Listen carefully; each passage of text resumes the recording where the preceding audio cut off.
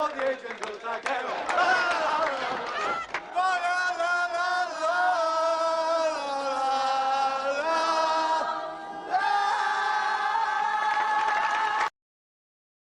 not crazy.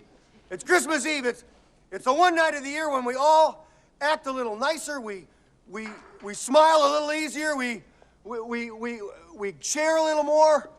For a couple of hours out of the whole year, we are the people that we always hoped we would be. It's a miracle. It's really a sort of a miracle because it happens every Christmas Eve. And if you waste that miracle, you're going to burn for it. I know what I'm talking about. You have to do something. You have to take a chance. You do have to get involved. There are people that are having trouble making their miracle happen. There are people that don't have enough. Okay, that was the notorious Scrooged movie, Bill Murray, starring for you in that one, as you can see over here. Hey guys, how you doing? This is Coach Powers, and we're going to look at forensic science today, and especially the assignment that is, well, on your dashboard here. And we're going to look at the virtual SC content. Let me fade over to that part of our lesson. So fading out and over to Google Classroom. And we're going to look at the forensic science virtual SC class. And we're going to look at what was posted today. Of course, your office hours were today. This is your new revised schedule. And we're now in December 1st. Welcome to December. And as you know, I like the the old-fashioned, weeks and themes. So 11.04 is your Wednesday for today. So you click on that link. Takes you to 11.4. And what is it? It's the stages of decomposition. All right, so I'm going to open that up. 11.05. Well, that's nice. Oh, interesting. Takes you to that. Well, you know what? That's okay. Let's go back to this. I think it took you to, but you can do any section you want. Technically, the whole week is open. Stages of decomposition should be 11.04, and it kind of takes you. That's a virtual SC issue, I think. I don't feel bad then. All right, so grossness, right? Stages of decomposition. I'm going to go ahead and give you guys some larger screen here to look at from where you're looking. Hopefully that's a little better. Let's take care of that a little more. So, the stages of decomposition. You're a forensic scientist. You want to go the time of death. You want to look at what you can do with investigating the crime scene. So you're starting with the introduction, of course. We have the start of decomposition to study, adipocere, a grave wax, case study on the Rogers family. We'll see what that one is. The body farm. And we're looking at cross-examination and stages of decomposition. So good. We got that going for us. All right. So let's start with the beginning, I guess, what you're trying to learn in this unit. While liver, rigor, algor mortis are all part of decomposition processes, they are the early stages and normally occur within 48 hours. All right, the process of decomposition we will discuss in this lesson occur mainly by chemical reactions. When a person dies, the body decomposes, of course, in a predictable pattern if left alone. Of course, there's some exceptions to that rule. The body breaks down in 5 stages that are predictable through enough to be used to estimate. Remember the word estimate. How long a body has been dead or deceased or past due, basically. And as with the other post-mortem changes discussed in this unit, the decomposition process can be affected by external factors such as environment, where the body is located, the temperature, the season of the year, which is kind of temperature too, availability of insects. A body decomposes more slowly in cold weather conditions and much quicker in hot climates. The same thing as a refrigerator, hopefully. We're going to explore the stages of decomposition and how the body farm helps investigators gather data on those stages. So you see this pig here, and going through the stages. I don't know how it gets from here to here. That's a quick, decompo. So by the end of this lesson, you should be able to say that I can determine the approximate time of death given observations of decomposition. We're going to use some of our previous learning here in this unit to help you along with this. So I can explain why bacteria proliferate so quickly after death. Proliferate is meaning you're pro-lifing, you're becoming life.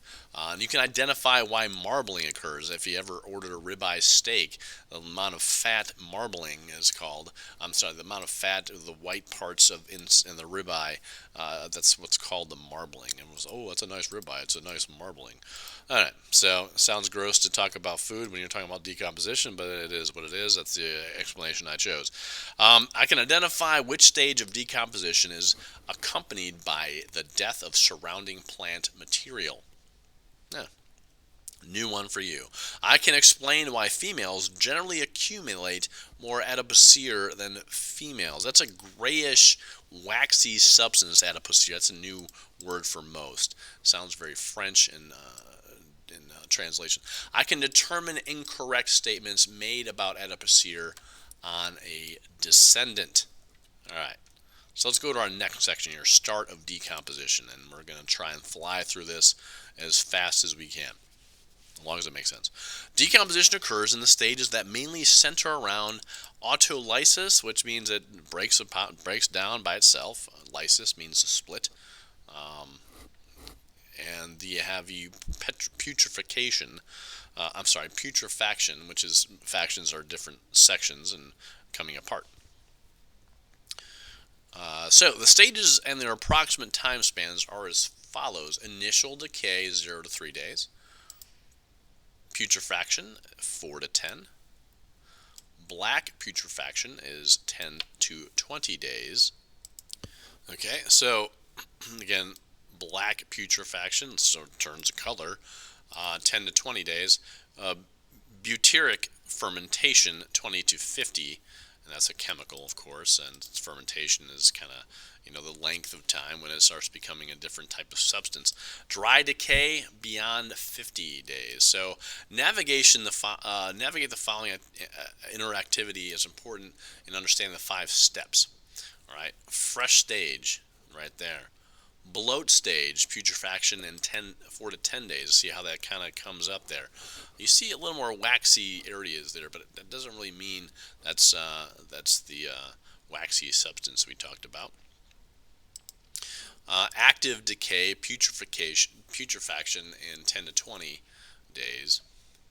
Advanced decay and dry decay. We have bones, basically, and also you can kind of read through this. At this stage, heart stops, breathing ceases, liver, algor mortis, and rigor mortis are all observed in this stage.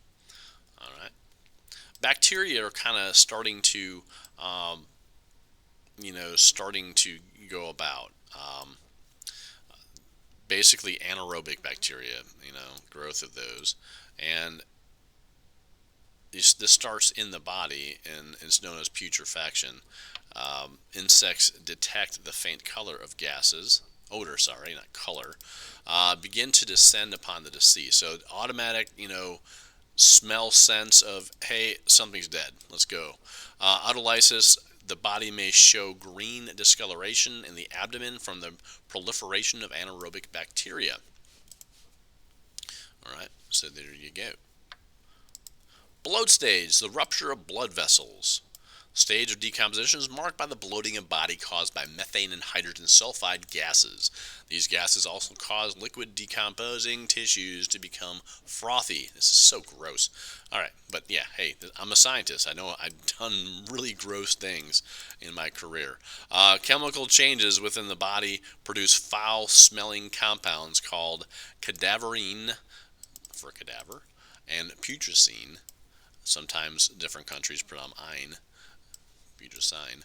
Once the gas pressure increases, liquids begin to escape from the body orifices, such as the mouth, nose, and anus. So all the orifices here. Maggots from earlier fly infestation hatch and begin feeding on the tissue. The feeding creates more openings for gas and odoriferous liquids to escape, and more flies are attracted to the pungent odor. Stinky odor, basically. Very pungent, stings the nostrils. Alright, so we're going to move on to the adipocere grave wax. That's a nice little name for it, grave wax, because you're going to the grave. Alright, another phenomenon occurs as a part of decomposition, the formation of adipocere or grave wax, they call it, a grayish waxy substance that accumulates on the fatty parts of the body when adipose tissue, fatty tissue, another adipose is fat basically, decomposes. Although the waxy consistency of adipocere protects the corpse, it is often consumed by insect larvae when a body is left outside. However, it is seen quite a bit coating bodies that have been mummified or submerged in water or mud.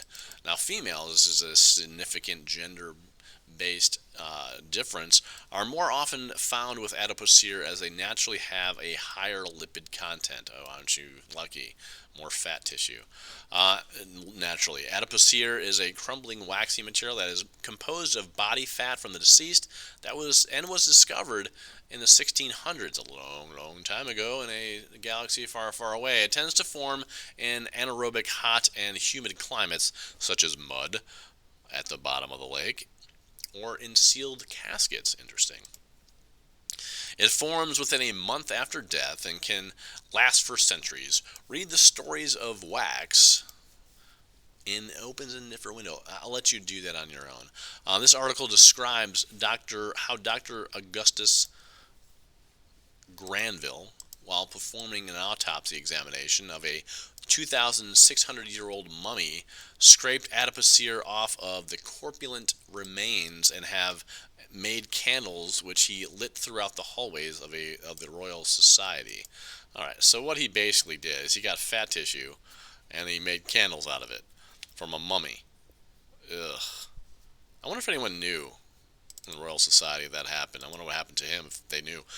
Corpulent, that's an interesting one. You have veins and stuff like that, so corpulent remains. There's still a lot intact in this mummy. So, ew.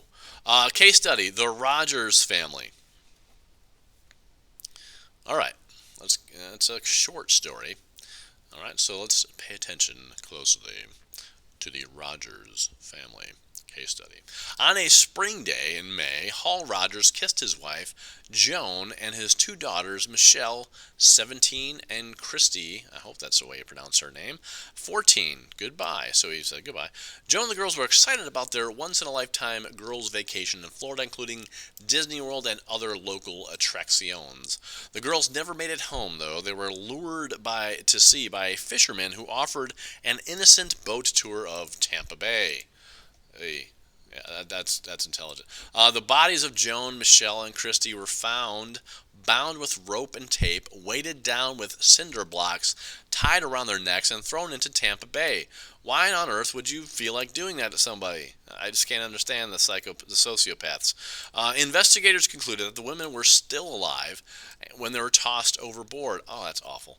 Investigators also reported that the bodies were naked from the waist down and sexually assaulted. This guy, holy cow.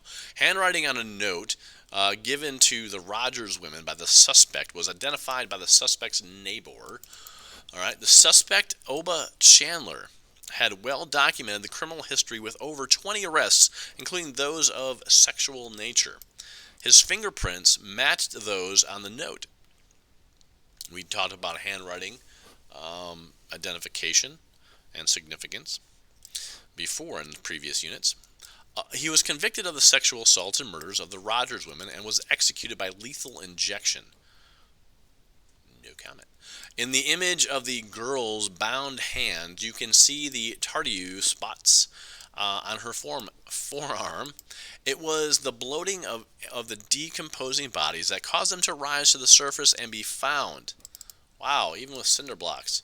Bloating is part of the putrefaction stage of decomposition and is affected by temperature and humidity. A lot of humidity in the old ocean because you're in water. That's what basically humidity is. It's a lot of water. Exposure to water would have definitely affected the rate of decomposition phase. All right. Now, the body farm, just the title alone can cause you to wonder, okay, what is this going to be? Let's go on. Let's go to the body farm. Anthropology, which is a cool study to take in college. I took anthropology and got some really cool info. The next anthropology class I kind of dropped because I didn't need it, but it was starting to be interesting. I dropped it before the withdrawal date, so I didn't have to pay for it, luckily. Okay, so let's move on to body farm. How do forensic scientists learn about the body decomposition in the field of forensic science? So a little known fact, when I was in college, my second year, I was in a anatomy lab which had 6 cadavers under warm, damp cloth or towels. So that was the unveiling of my first foray into dead bodies and real life cadavers. Not real life, they're not living. The second semester I taught the class as a TA, but interesting exposure that most students don't get thanks to Grand Valley State University and Michigan State University. Often they study cadavers in a medical setting, but many are able to visit and study at one of the dozen body farms in the United States. Wow. I did not know such things existed. Hopefully these bodies were donated to science. The body farm is a research facility that accepts donor bodies, yes they are, to participate in research and education of professionals about the decomposition process. The bodies are left to decompose in various settings and circumstances so that they can be studied.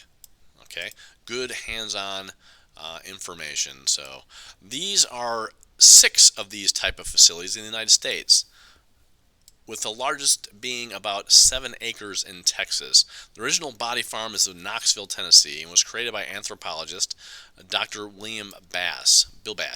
It is about 2.5 acres in size and located behind the University of Tennessee Medical Center.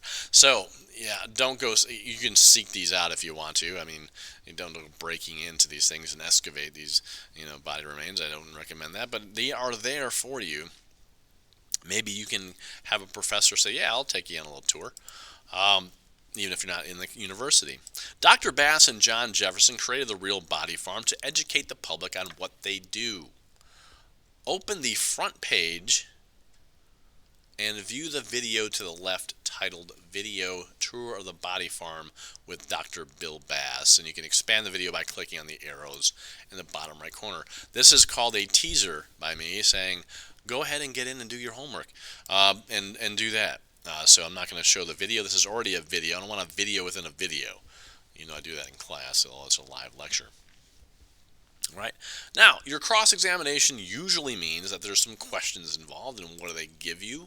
Well, you take the information and you take notes and stuff like that, and it goes through the stuff. Now, if you have things in here that you can't find, you might want to do some external research, because that is there for you. So a lot of questions here. Okay. Now the summary. In this lesson, you have determined the approximate time of death given observations of decomposition. That's given to you on the first thing here. Explain why bacteria proliferate so quickly after death. Identify why marbling occurs. Identify which stages of decomposition is accompanied by death and surrounding plant material. Explain why females generally accumulate more adipocere than males, so tissue of waxy gray substance. Determine incorrect statements about adipocere requirements. Made about adipocere on a descendant. Okay. Some of that stuff is external research on video, so I didn't cover all of that. Some of that is left to you. So, moving on to the ending and the closing of this video. I appreciate your attention so far. Let's go to it in 1 second.